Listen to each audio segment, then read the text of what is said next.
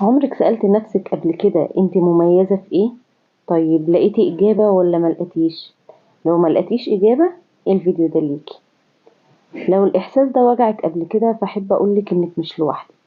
اهلا بيكي في اول جلسة من جلسات بي ديفا، المكان اللي مش محتاجة فيه تبقي قوية طول الوقت ولا عاملة ان كل حاجة تمام، المكان اللي ينفع تبصي فيه لنفسك من غير ما تحكمي عليها.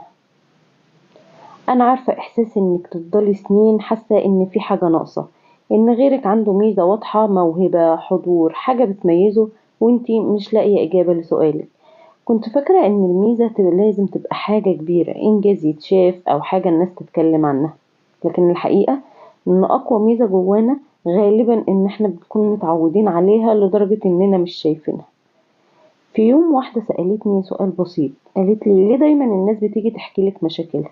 وقتها استغربت قوي وقلت ما كلنا بنسمع لبعض، بس بعد ما فكرت شوية اكتشفت ان مش كلنا بنعرف نسمع بصدق ولا نحتوي من غير ما نحكم على اللي قدامنا. ساعتها بدأت أفهم ان الحاجة اللي بنعملها من غير مجهود ومن غير ما نحس انها كبيرة هي غالبا أقوى حاجة فينا. يمكن انتي اللي بتشيلي او اللي بتفهم او اللي بتسند غيرها حتى وهي تعبانة، او اللي بتاخد القرار لما الكل يتوه، وعشان اتعودتي تعملي ده بقيتي شايفة ان ده الطبيعي. بس لا، ده مش طبيعي، دي قوة اتبنت جواكي من كل موقف عديتي بيه. الحياة لما تضطرك تتعلمي حاجة علشان تعيشي، الحاجة دي بتتحول لقوتك. يمكن ما تبقاش واضحة، يمكن محدش قالك انها ميزة قبل كده، بس ده ما يمنعش انها موجودة. دلوقتي بقى هنعمل مع بعض تمرين بسيط كده. اول حاجة عايزاكي تاخدي نفس بهدوء كده وكملي الجملة اللي انا هقولها دي: انا دايما الشخص اللي. ما تفكريش كتير وما تقلليش من الاجابة، اول كلمة طلعت هي دي بداية فهمك لنفسك.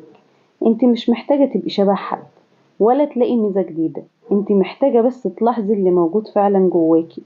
دي كانت اول جلسة من جلسات بي ديفا، وفي الجلسة الجاية هنتكلم عن ليه بنقلل من نفسنا وازاي نبدأ نشوف نفسنا بعين احن شوية.